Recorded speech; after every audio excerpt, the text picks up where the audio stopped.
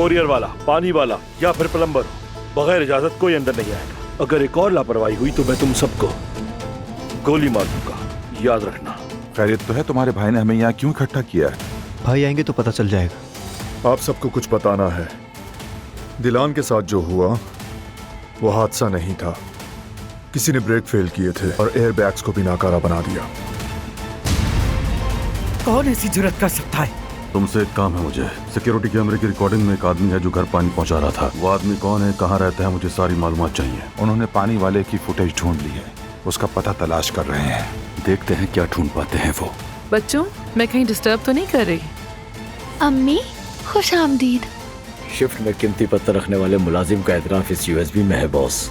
तो सबिया से बारान पर लगाई गई तहमत की फुटेज ले ली है तुमने? हाँ, अब जब सबिया हमारे रास्ते से हट गई है तो हम अपना काम शुरू कर सकते हैं।